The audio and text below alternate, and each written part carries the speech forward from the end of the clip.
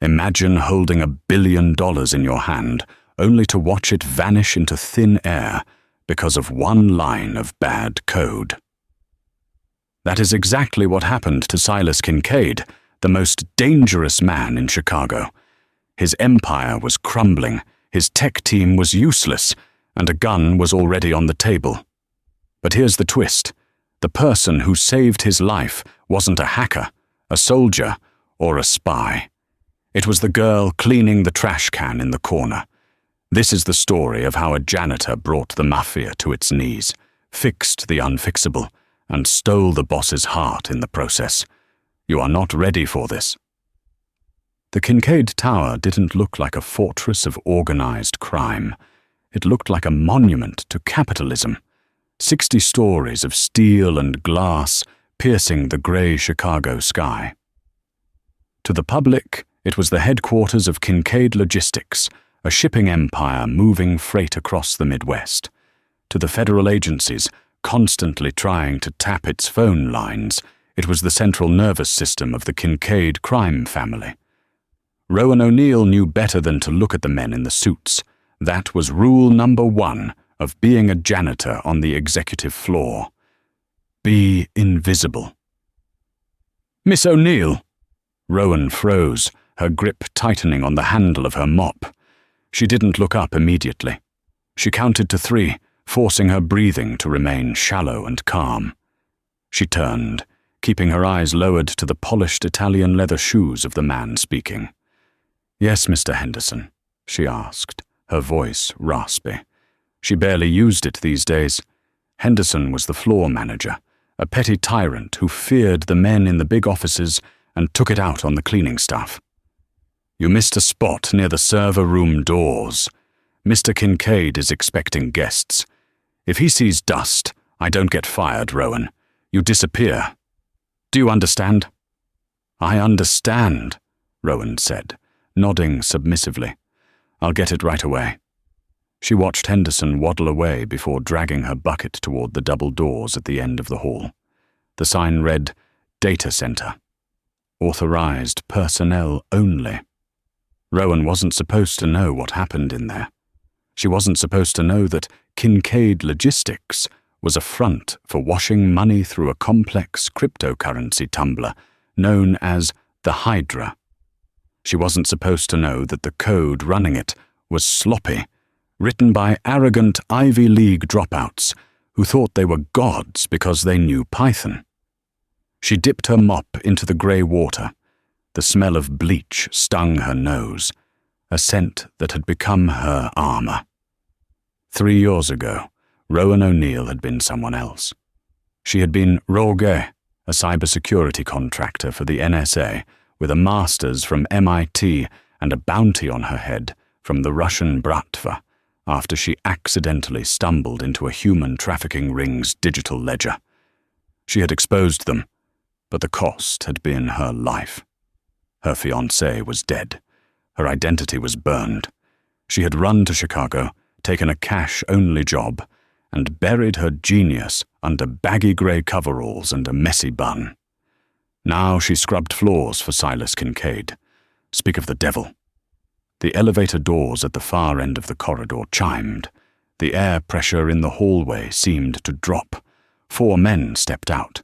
In the center was Silas Kincaid. He was terrifyingly handsome, in the way a wolf is beautiful right before it tears your throat out. He was tall, wearing a charcoal 3-piece suit that cost more than Rowan made in 5 years.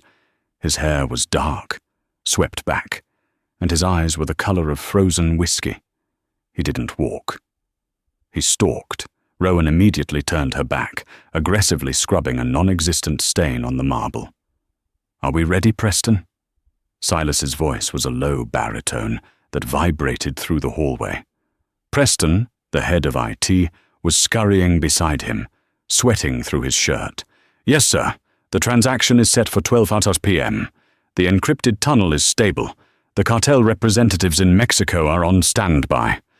"This is $50 million, Preston," Silas said, stopping right next to where Rowan was working.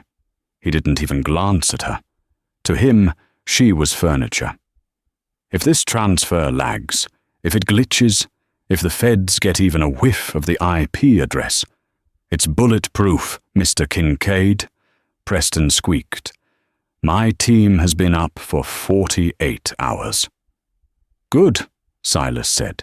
He adjusted his cufflinks. Because Coletti is looking for a weakness. If the system fails, we look weak. And you know what happens to weak things in this city. Silas walked past Rowan, the scent of expensive sandalwood and gun oil trailing behind him. He entered the server room, his entourage following. The heavy doors clicked shut. Rowan let out a breath she didn't know she was holding. She looked at the digital watch on her wrist. 11:55 a.m. She had a bad feeling. She had seen Preston's team working earlier. They were sloppy. They relied on outdated firewalls, and their SSL certificates were managed by a third party that had been compromised 2 weeks ago. She had wanted to leave an anonymous note, but that would risk exposure. Not my circus. Not my monkeys, she told herself. Just clean the floor, Rowan. Just survive. But as she squeezed the mop water out, the red light above the server room door flickered. Then a muffled shout came from inside. Then a crash. Rowan hesitated. The smart thing to do was run. The janitor isn't supposed to be there when the Mafia Boss loses his temper. But curiosity, her old fatal flaw, rooted her to the spot. Inside the war room, the atmosphere had shifted from tense to apocalyptic in the span of 30 seconds. Silas Kincaid stood at the head of the massive glass table, his hands resting flat on the surface. He was staring at the wall of monitors that covered the north side of the room. Usually, they displayed cascading streams of green data, the heartbeat of the Hydra protocol. Now, the screens were flashing a bright, mocking crimson. Error 503, gateway timeout, ledger synchronization failed, packet loss 100%. Fix it, Silas said. His voice wasn't loud, it was deadly quiet. Preston was typing furiously on his laptop, his fingers trembling so hard he kept hitting the wrong keys. 3 other junior developers were scrambling around the server racks, checking cables that didn't need checking. I don't understand, Preston stammered. The tunnel collapsed. The encryption keys aren't matching. The money is stuck in limbo, sir. It's left our accounts, but it hasn't hit the destination. Where is the money, Preston? Silas asked, unbuttoning his suit jacket. It's in the ether. If we don't re-establish the handshake in... Preston looked at the timer on the screen. Oh, God. 6 minutes. If we don't re-establish in 6 minutes, the blockchain reverts. The transaction cancels. And the feds? The failsafe triggers a suspicious activity report automatically if a transaction of this size fails. Silas pulled a Sig Sauer P226 from his waistband and set it on the table with a heavy metallic clunk. The typing in the room stopped instantly. You have 5 minutes and 50 seconds to save your lives, Silas said. The cartel is on the phone. They are waiting for confirmation. If I have to tell them we lost $50 million because you forgot to carry a 1, I am going to shoot you, Preston. And then I am going to shoot the computers. It's a DDoS attack, one of the junior devs yelled. Someone is flooding the port. Block it, Preston screamed. Reroute the traffic. I can't.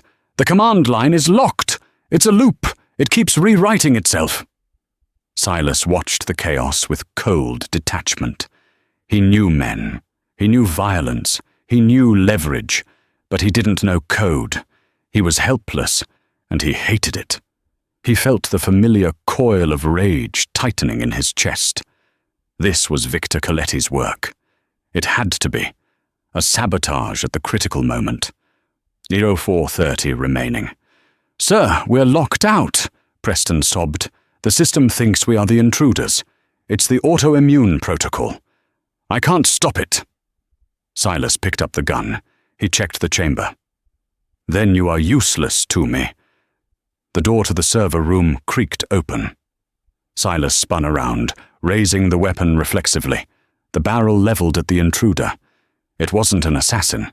It wasn't the FBI. It was the janitor, the girl with the messy bun and the grey coveralls. She was holding a mop bucket in one hand and a spray bottle in the other. Her eyes were wide, staring at the gun, but she didn't flinch. "Get out," Silas snarled. "Get out or die." "You're doing it wrong," the girl said. Her voice was quiet, raspy, but it cut through the panic in the room like a knife. Silas blinked. "Excuse me?" Rowan swallowed hard. Her heart was hammering against her ribs like a trapped bird. She shouldn't be here. This was suicide, but she couldn't watch code that bad destroy a system. It was a compulsion. "The lockout," Rowan said, stepping fully into the room, ignoring the gun pointed at her chest. "It's not a DDoS attack. It's a syntax loop in your handshake protocol. You're trying to force the traffic through port 80, but the update you ran this morning closed it. You need to route through port 443 and bypass the SSL verification manually." Silence. Absolute, stunned silence. Preston looked up, sweat dripping off his nose. "What the hell is the cleaning lady talking about?" "She's talking about saving your ass," Silas said slowly, lowering the gun an inch. He looked at Rowan, really looked at her for the first time. Beneath the baggy clothes and the grime, she had eyes that burned with intelligence. "You understand this system?" "I understand that you have 3 minutes before your money is flagged by the IRS," Rowan said. She dropped the mop bucket. It clanged loudly. "Move!" She walked toward the main terminal. "Don't let her touch it!" Preston shrieked. "She's a spy. She'll wipe the servers." Rowan didn't wait for permission. She shoved Preston out of his chair. He tumbled to the floor in a heap. She sat down, her fingers hovering over the mechanical keyboard. "If she destroys it," Silas said, walking up behind her and placing the cold muzzle of the gun against the back of her chair, "I kill her first. Then you." Rowan didn't look back. "If I fix it, I want a raise." She cracked her knuckles. "Ora 2245 remaining." The screen was a blur of cascading red text. Rowan didn't use the mouse. She opened the terminal command line, her fingers flying across the keys at a speed that made the junior developers gasp. Click, clack, click, clack. The sound was rhythmic, aggressive. "Currently the system is rejecting the keys," Rowan muttered to herself, her janitor persona falling away, revealing the MIT hacker underneath. "You idiots hard-coded the timestamp. Rookie mistake." "Sudo kill, 9 PID 45544. Reroute, force, port 4443. Bypass, auth token. True." "She's using Linux commands on a Windows server," one of the devs whispered. "That's impossible." "Nothing is impossible," Rowan snapped. "It's just a shell wrapper. Shut up." 001 Ojoao's remaining. "It's not accepting the handshake," Rowan hissed. "The firewall is too aggressive." 50 seconds, Silas said. His voice was right by her ear. She could feel his heat. It was distracting, terrifying. "Do it." "I have to drop the shields," Rowan said, finally looking up at the reflection of Silas in the monitor. "To let the money in, I have to lower the firewall for 10 seconds. You'll be vulnerable. If Coletti is watching, he can see us." "Do it," Silas commanded. "I'll deal with Coletti. Save the money." Rowan hit enter. The screen went black. For 3 agonizing seconds, the room was dead. No hum of drives, no flashing lights. Preston whimpered. "She killed it. We're dead." Then, a single line of green text appeared. "Connection established. Transfer complete. Assets secured." The red lights turned to a soothing, steady blue. Rowan slumped back in the chair, her hands shaking uncontrollably now that the adrenaline was fading. She exhaled. The room was silent again. but the texture of the silence was different. It wasn't panic anymore. It was awe and fear. Rowan slowly stood up. She grabbed her mop bucket. I should get back to the hallway. Floor's not going to clean itself. She turned to leave, keeping her head down. Stop! Silas Kincaid's voice was like a whip. Rowan froze near the door. Preston, Silas said, not taking his eyes off Rowan's back. Yes, sir. You're fired. Silas waved his hand dismissively. Get out. If I see you in Chicago by sunset, you're dead. Preston didn't argue. He scrambled out the door, followed by his team. Now it was just the Mafia Don and the Janitor. Silas walked slowly toward her. He circled her, like a predator inspecting a new curiosity. He stopped in front of her, forcing her to look up. Who are you? He asked softly. Just the janitor, sir. Rowan. Janitors don't know how to bypass a militarized SSL handshake, Rowan, Silas said. He reached out and tucked a loose strand of hair behind her ear. His fingers were rough, but his touch was surprisingly gentle. It sent a shiver down her spine that had nothing to do with fear. Who are you really? I'm nobody, she whispered. Nobody just saved me $50 million, Silas said. He leaned in closer. You're not cleaning floors anymore, Rowan. You belong to me now. Rowan didn't go home that night. She didn't go back to her tiny, mouldy studio apartment in the South Loop, and she certainly didn't go back to the janitorial closet to hang up her coveralls. Instead, she found herself sitting in a leather chair in the back of a black armored SUV, speeding through the rainy streets of Chicago. Beside her sat Silas Kincaid, reading a dossier on a tablet. He hadn't spoken a word since they left the tower. The silence was suffocating. Rowan stared out the tinted window, her mind racing through escape plans. Plan A. Tuck and roll at the next stoplight. No, the doors were child-locked. Plan B. Disable the electronic lock system via the car's Bluetooth. Possible, but she didn't have a laptop, only her cheap burner phone, and Silas was watching her reflection in the glass. Your name is Rowan O'Neill, Silas said suddenly, not looking up from his screen. According to your employee file, you're 26, high school diploma from a public school in Ohio. No college. Previous employment, waitress at a diner in Gary, Indiana, and a housekeeper at the Motel 6 off I-90. He finally looked at her. His eyes were predatory, dissecting her. That's a very boring life for a woman who types 70 words a minute and knows Unix command lines better than my MIT graduate. Rowan kept her face neutral. I read a lot. Libraries are free, Mr. Kincaid. Silas chuckled, a low, dry sound. Libraries don't teach you how to bypass a firewall with a 10-second kill switch. That comes from experience. Illegal experience. The car slowed down, turning into the underground garage of a heavily fortified penthouse building in the Gold Coast district. Where are we going? Rowan asked, her voice tight. My home, Silas said.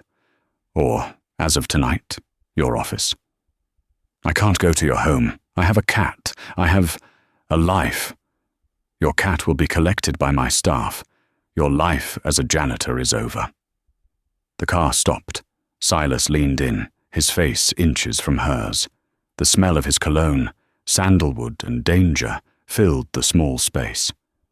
You saw the accounts, Rowan. You saw the routing numbers. You know how the Kincaid family moves its money. Do you think I can let you walk out the door and scrub toilets at a Starbucks now? You are a liability. I am turning you into an asset. He opened the door and stepped out, expecting her to follow. She did. She had no choice. The penthouse was a fortress of luxury.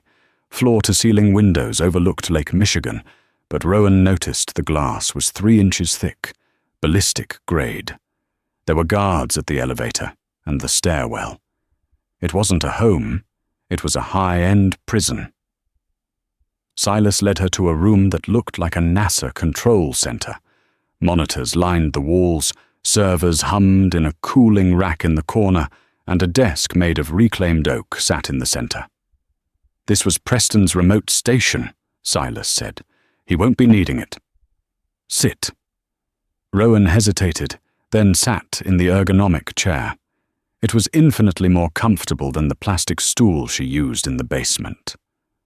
"What do you want me to do?" "I want you to hunt," Silas said, walking to a sidebar and pouring 2 glasses of amber liquid. He slid one across the desk to her. "Someone tried to crash my system today. Preston thought it was a DDoS attack. You said it was a syntax loop. That means someone didn't just attack from the outside. They tampered with the code from the inside before the update." Rowan's eyes widened. She took the glass, needing the whiskey to steady her nerves. "You have a mole." "Exactly. And you're going to find them." Silas took a sip, watching her over the rim of his glass. "You have full administrative access. Read the emails. Check the logs. Find the rat. If you do, you live, and you get paid more money in a week than you made in 5 years of mopping floors. If you try to run, or if you lie to me." He didn't finish the sentence. He didn't have to. "I need a different laptop," Rowan said, her voice shifting back to her professional, arrogance persona. "This one has Preston's grease on it, and I need a specific Linux distro installed, Kali or Porret OS." Silas smiled. It was the first genuine smile she had seen on him. It transformed his face from terrifying to devastatingly attractive. "Make a list. Arthur will get you whatever you need." "Who is Arthur?" "Arthur Penhaligon, my underboss. He handles the wet work. You handle the digital work." Silas walked to the door. "Get comfortable, Rowan. I ordered dinner. Lobster thermidor. It beats whatever was in your lunch pail." "Mr. Kincaid?" Rowan called out before he left. He paused. "Silas." "Silas. Why do you trust me? I could be the mole." Silas looked at her, his expression darkening. "You're not the mole. The mole wanted the transaction to fail. You saved it. But you are hiding something. And I enjoy solving puzzles." He closed the door. Rowan waited 10 seconds, then spun the chair around to the monitors. She cracked her knuckles. "Okay," she whispered to the empty room. "Let's see how dirty your laundry really is, Silas." She didn't start hunting the mole immediately. First, she set up a dead man's switch. She wrote a script that would ping a remote server every 12 hours. If she didn't enter a password, it would dump the encrypted contents of Kincaid's hard drive to the FBI. It was her insurance policy. Then, she started digging. What she found wasn't just a mole. It was a war declaration. 3 days passed. Rowan barely slept. She lived on espresso and the gourmet meals Silas's personal chef slid under the door. She had transformed the sleek office into a nest of wires, hard drives, and sticky notes. She had also transformed herself. The janitor's uniform was gone. Silas had arranged for a wardrobe to be delivered. Silk blouses, tailored slacks, cashmere cardigans. Rowan felt like a doll he was dressing up, but she couldn't deny the clothes were armor. When she looked in the mirror, she saw a shadow of the woman she used to be, capable, sharp, dangerous. On the evening of the 3rd day, the door opened. Silas walked in, looking exhausted. He had been dealing with the fallout of the failed transaction with the cartel, smoothing over ruffled feathers. He loosened his tie and sat on the edge of her desk. "Report," he said. Rowan spun a monitor around. It wasn't Preston. He was incompetent, but he wasn't malicious. The code injection came from a terminal on the 40th floor. Accounting. Accounting? Silas frowned. Who? A junior auditor named Greg Miller. But here's the kicker. Greg Miller doesn't exist. The ID was forged. The employee was hired 3 months ago without a background check because he was recommended by a VP. Which VP? Silas's voice dropped an octave. Thomas O'Malley. Silas went still. Thomas O'Malley was his father's oldest friend, a man who had bounced Silas on his knee, a Kappa regime in the family for 30 years. You're wrong, Silas said quietly. The digital footprint doesn't lie, Silas, Rowan said, standing up. She was exhausted, her eyes burning, and she had no patience for his denial. O'Malley authorized the hire. He overrode the security protocols. And look at this. She pulled up a bank ledger. 2 days before the system crash, O'Malley's offshore account in the Caymans received a deposit of $2 million. The source? Shell companies linked to the Coletti family. Silas stared at the screen. The betrayal was absolute. Victor Coletti, the rival Don of the South Side, had bought one of his top men. Silas stood up, his face a mask of cold fury. Get your coat. What? Why? We're going to the warehouse district. O'Malley is overseeing a shipment tonight. I'm going to look him in the eye and ask him why he sold me out. I'm not going, Rowan said, stepping back. I'm the tech guy. I stay in the chair. That's the deal. The deal changed, Silas said, grabbing his jacket. If O'Malley has compromised the system, he might have digital traps waiting for us. I need you on the ground to override security locks if we get pinned down. You're coming. I don't have a gun. I have plenty, Silas said. He tossed her a heavy Kevlar vest. Put this on under your sweater. The warehouse was a cavernous structure near the docks, smelling of rust and salt water. Rain hammered against the corrugated metal roof. Silas parked the SUV a block away. He, Arthur Penhaligon, a massive man who looked like he wrestled bears for fun, and 2 other enforcers moved toward the entrance. Rowan trailed behind them, clutching a tablet to her chest like a shield. Stay behind, Arthur, Silas ordered her. If shooting starts, get flat. They entered through a side door. Rowan hacked in 30 seconds using a keypad spoofer. Inside, the warehouse was dimly lit. In the center, surrounded by crates of imported olive oil, which Rowan knew were actually Glock 19 parts, stood Thomas O'Malley. He was an older man with white hair and a kind face. He was smiling at a worker. Silas stepped into the light. Hello, Tom. O'Malley froze. The color drained from his face. Silas, I wasn't expecting you. I know, Silas said, walking closer. His footsteps echoed. You were expecting the system to crash. You were expecting me to be busy fighting the feds so the Coletti trucks could roll in here and steal my inventory. O'Malley's hand drifted toward his coat pocket. Don't, Arthur grunted, raising a shotgun. Why, Tom? Silas asked, pain visible in his eyes. For $2 million? That's it? That's the price of loyalty. It wasn't about the money, Silas, O'Malley shouted, his voice cracking. It's about stability. You're reckless. You're moving into crypto, into tech. You're forgetting the old ways. Coletti promised peace. Coletti promised you a grave, Silas said. Suddenly, the floodlights on the ceiling snapped off. The warehouse plunged into total darkness. Ambush! Arthur roared. Muzzle flashes erupted from the catwalks above. It was a trap. O'Malley was the bait. Bullets pinged off the metal crates. Silas tackled Rowan, throwing her behind a forklift. Stay down! I can't see anything! Rowan yelled. They have night vision! Silas fired blindly into the dark. They cut the power! Rowan scrambled to her knees, opening her tablet. The screen glowed, illuminating her face. A target. A bullet whizzed past her ear, severing a lock of hair. Turn that off! Silas screamed, pulling her down. I can turn the lights back on, Rowan shouted back. The warehouse is on a smart grid. Give me 10 seconds. Cover her. Silas yelled to Arthur. Rowan's fingers flew across the touch screen. She accessed the local grid control. It was encrypted. Standard industrial firewall. Easy. She bypassed it, found the lighting control protocols, and executed a command. But she didn't just turn the lights on. She overloaded the transformers. Boom!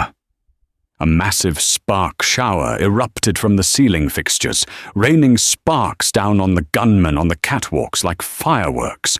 The main floodlight surged to 200% brightness, blinding white. The gunmen screamed, shielding their eyes. Their night vision goggles flared out, blinding them temporarily. "Now!" Rowan yelled. Silas and Arthur didn't hesitate. With the attackers blinded and disoriented, they returned fire with ruthless precision. In seconds, the shooting stopped. Bodies fell from the catwalks. Silas stood up, breathing hard, his gun smoking. He walked over to where O'Malley was cowering behind a crate. Silas didn't say a word. He just looked at him. "Silas, please," O'Malley begged. Silas turned his back. "Arthur, handle it." He walked over to Rowan. She was shaking, clutching the tablet. Her cheek was bleeding from a graze where a piece of metal shrapnel had hit her. Silas holstered his gun.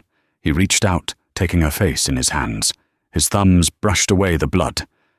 "You did good," he whispered. His adrenaline was high, his pupils dilated. He looked at her, not as an employee, but as a partner, a survivor.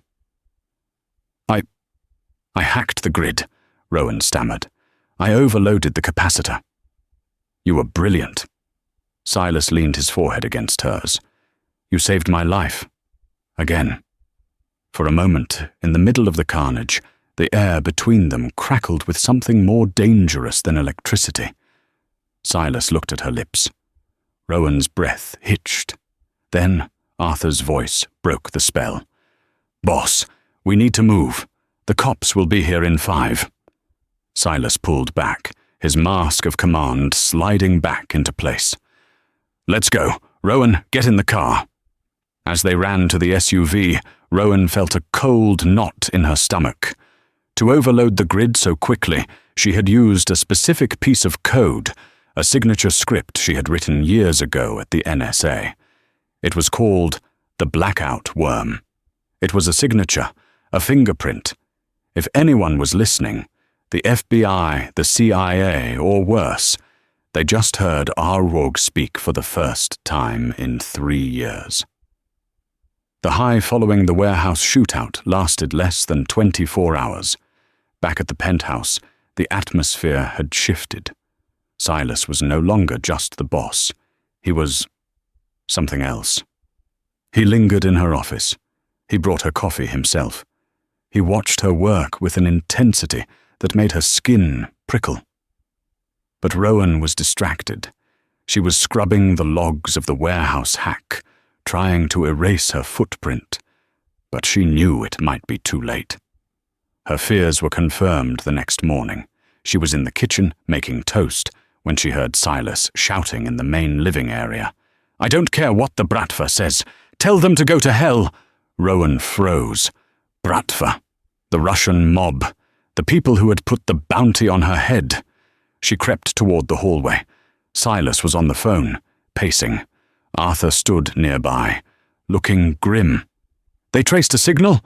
Silas demanded into the phone. "What kind of signal? A blackout worm? And they traced it to my sector?" Rowan's blood turned to ice. They found her. Silas listened for a moment, his face growing harder. "Send me the file, now." He hung up. He looked at Arthur. "The Russians say they picked up a digital signature last night during the warehouse spike. It matches a cyber terrorist they've been hunting for 3 years. A ghost named Orge." Arthur frowned. "Orge? The one who leaked the Kremlin's human trafficking ledger? I thought she was dead." "So did everyone," Silas said. He looked down at his phone as a file downloaded. He opened it. It was a picture. Rowan held her breath. It would be her old ID photo. Silas stared at the image.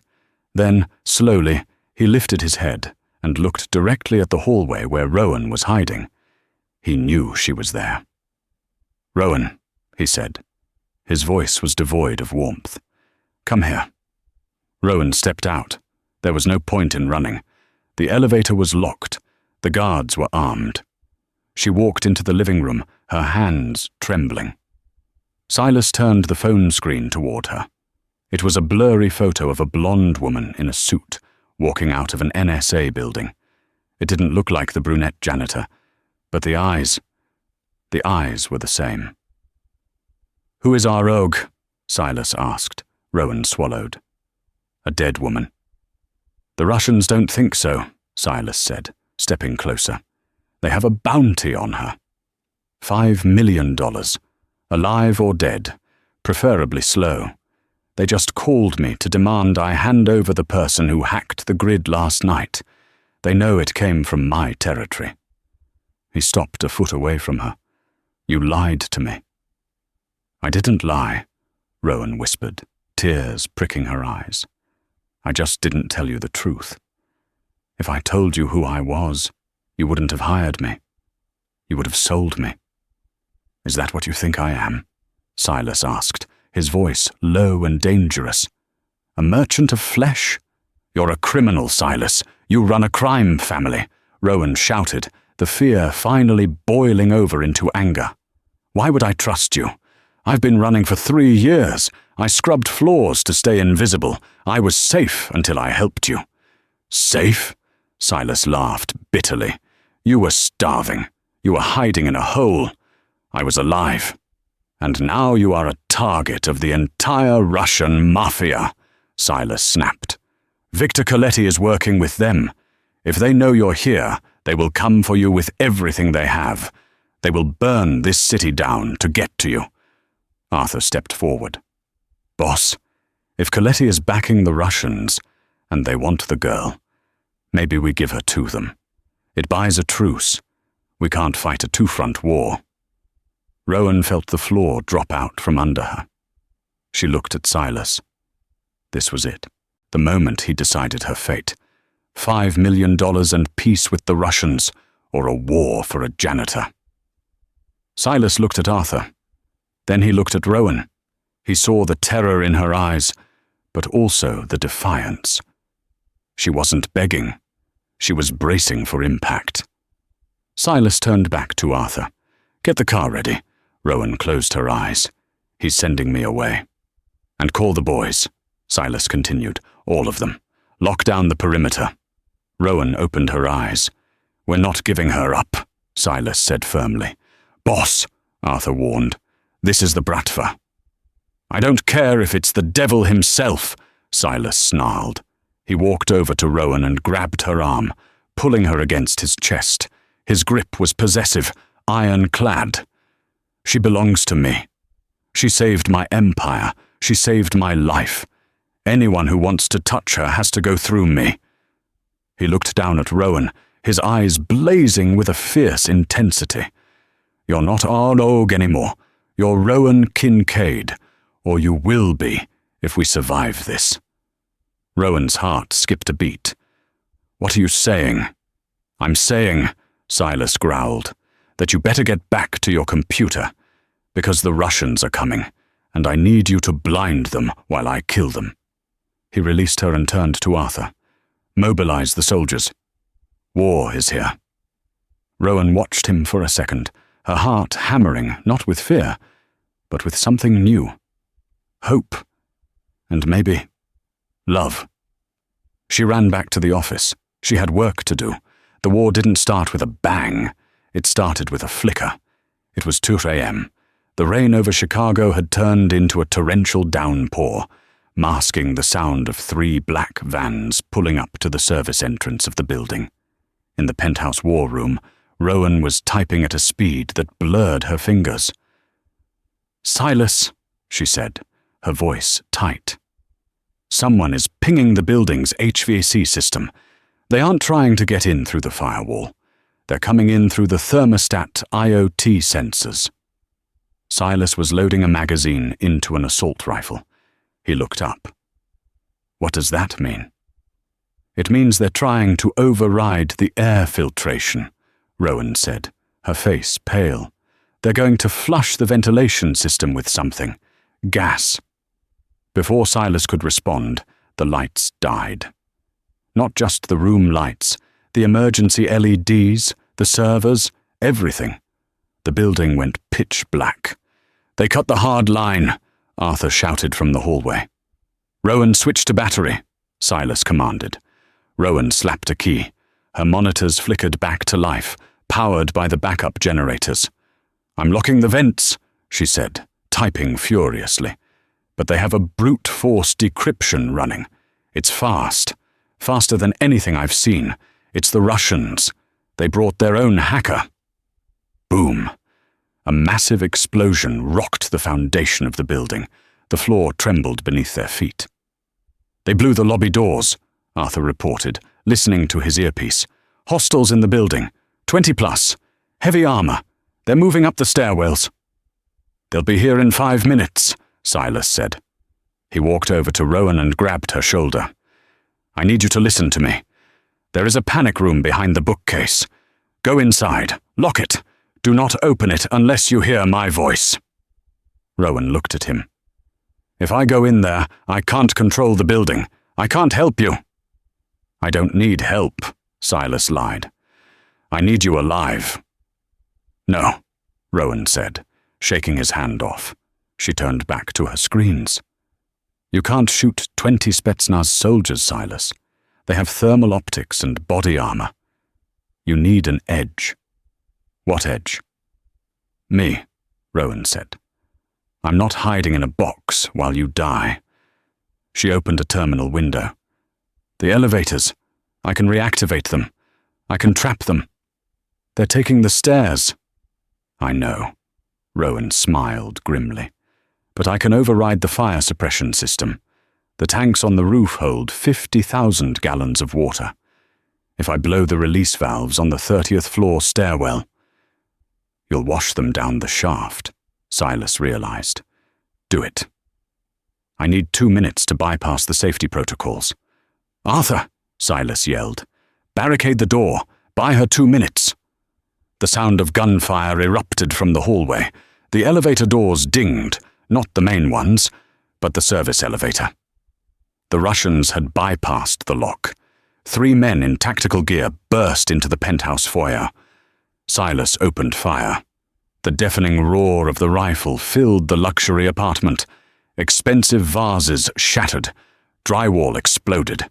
Silas took down the first 2, but the third man returned fire, forcing Silas to dive behind the marble kitchen island. "Rowan!" Silas screamed. "Status!" "Almost there," Rowan yelled. She wasn't looking at the gunfight. She was staring at code, sweating. "Come on, come on!" The third Russian advanced, pinning Silas down. Then a grenade clattered across the floor. Silas scrambled back. "Grenade!" The explosion blew the kitchen island apart, sending Silas flying into the wall. He groaned, his ears ringing, blood trickling from his forehead. He reached for his gun, but it had skidded away. The Russian soldier stepped over the debris, raising his weapon to finish Silas off. Suddenly, the lights in the room strobed violently. A high-pitched screech erupted from the hidden speakers in the walls, a sonic frequency feedback loop Rowan had just triggered. The soldier flinched, clutching his ears. In that split second of distraction, Rowan didn't hide. She didn't scream. She grabbed the heavy bottle of Macallan 25 from the desk and threw it. It smashed against the soldier's helmet, drenching him in alcohol and glass. He turned toward her, raising his gun. Silas didn't hesitate. He lunged from the floor, tackling the soldier at the knees. They crashed to the ground, wrestling for the weapon. Silas pulled a combat knife from his boot and ended the fight in one brutal motion. Silas stood up, heaving for breath, covered in dust and blood. He looked at Rowan. She was standing by her desk, trembling, but her hand was hovering over the enter key. "The stairwell," she gasped. "They're on the 58th floor." She hit the key. Clunk whoosh. Through the thick walls of the penthouse, they heard a deep, rumbling roar, like a dam breaking. Then, distant screams. The 50,000 gallons of water from the roof tanks had been released instantly into the stairwell, creating a tidal wave that swept the remaining assault team back down to the lobby in a torrent of crushing water and debris. Silence returned to the penthouse. Silas limped over to the window. Down below, emergency sirens were wailing. The police were finally arriving. The Coletti Russian assault had failed. He turned to Rowan. She looked small in the center of the chaotic room, surrounded by shattered glass. "You didn't go to the panic room," Silas said softly. "I told you," Rowan whispered, her adrenaline crashing. "I'm not a liability." Silas crossed the room in 3 strides. He didn't care about the blood on his shirt or the glass on the floor. He grabbed her face with both hands and kissed her. It wasn't a gentle kiss. It was desperate, fueled by survival and raw, terrifying emotion. Rowan melted into him, gripping his lapels. For the first time in years, she wasn't running. She was exactly where she was supposed to be. When he pulled back, his forehead rested against hers. "You're right," he murmured. "You're not a liability. You're the queen." It took exactly 14 days for the scars on the Kincaid Tower to fade, at least superficially. The shattered ballistic glass in the lobby had been replaced with reinforced panes twice as thick. The drywall in the penthouse, riddled with bullet holes, had been plastered, painted, and covered with imported silk wallpaper. To the outside world, Kincaid Logistics was back to business as usual. But for Rowan O'Neill, the world had tilted on its axis. She walked through the revolving brass doors at 8 a.m. sharp. The last time she had entered this lobby, she had been wearing stained grey coveralls that smelled of industrial bleach, keeping her head down to avoid eye contact. Today, her chin was held high. She wore a tailored navy power suit that hugged her frame, paired with cream-colored stiletto heels that clicked rhythmically against the marble floor, a sound of authority, not servitude. Her hair, once hidden in a messy bun, cascaded in loose, glossy waves over her shoulders. Frank, the newly promoted head of security, was standing by the desk. He stiffened as she approached. He remembered the mop bucket, but he also remembered the rumors that this woman had flooded a stairwell and blinded a Spetsnaz kill team to save the boss. "Good morning, Miss O'Neill," Frank said, his voice holding a mixture of respect and genuine fear. "Morning, Frank," Rowan replied coolly. She didn't check in at the desk. She walked straight to the private elevator bank, the one previously reserved solely for Silas Kincaid. She pressed her thumb against the biometric scanner. The light turned green instantly. As the elevator ascended silently toward the clouds, Rowan watched the floor numbers tick upward. With every passing floor, she felt the ghost of her old life falling away. Roger was dead. The janitor was gone. What remained was something forged in fire. The doors slid open on the executive floor. The hallway, once a place of terror for her, was now her domain. The scent of sandalwood and ozone lingered in the air. She walked past the main reception, noting the changes. The conference room adjacent to Silas's office, the war room, had been gutted and remodeled in record time. The frosted glass door now bore a sleek, brushed steel nameplate. Rowan O'Neill, Chief Information Officer. She didn't go into her office, though. She went straight to the heavy mahogany doors at the end of the hall. She didn't knock. She pushed them open. Silas Kincaid was standing by the floor-to-ceiling window, his back to the room, looking out over the sprawling grey grid of Chicago. He was on the phone, his posture rigid, radiating that familiar predatory energy. He looked healed. The brutal cuts on his face from the grenade blast had knitted together, leaving only a faint, jagged white scar near his temple, a permanent reminder of the night the tower fell. If anything, it made him look more dangerous. He sensed her presence before he saw her. He murmured a few final words into the phone and hung up, sliding the device into his pocket as he turned. His eyes, the color of frozen whiskey, swept over her. A slow, appreciative heat kindled in his gaze as he took in the suit, the hair, the confidence. "You're late," Silas said, though his tone was devoid of malice. It was intimate. "Traffic was murder on the I-90, Rowan replied, walking over to his desk and setting down her tablet. "Or maybe I just wanted to make an entrance. Status report?" Silas walked around the desk, leaning against the edge of it, crossing his arms. "The board is cleared. We handed the surveillance footage of the Russian assault to the FBI 5 minutes after the water receded. It was anonymously delivered, of course. The feds raided the Bratva's stronghold in Brighton Park at dawn. They seized everything." "And Victor Coletti?" Rowan asked, her voice steady. "Indicted," Silas said with a grim smile. "Racketeering, conspiracy to commit murder, and thanks to your digital trail, wire fraud. He'll die in prison. The war is over, Rowan." Rowan let out a breath she felt like she'd been holding for 2 weeks. "And the bounty? The Russians put $5 million on my head. Now that they were arrested, is the contract void?" "Not void. Paid." Rowan blinked, confusion knitting her brows. "What?" "I paid the bounty myself," Silas said, casually, as if discussing a lunch order. "I wired $5 million to an offshore account in the Caymans this morning." You paid the Russians?" Rowan felt a surge of panic. "No." Silas stepped closer, invading her personal space in that way that made her heart hammer. "I paid the target. The contract was for Arzirog. As far as the underworld is concerned, Arog died in the explosion at the warehouse. Her digital signature was wiped. Her history is gone. The money was a signing bonus for my new CIO." He reached out, his rough thumb tracing the line of her jaw. "The account is in your name, Rowan. You're a very wealthy woman now. You could leave. You could disappear to Bali, buy a villa, and never look at a line of code or a gun ever again." Rowan stared at him. $5 million.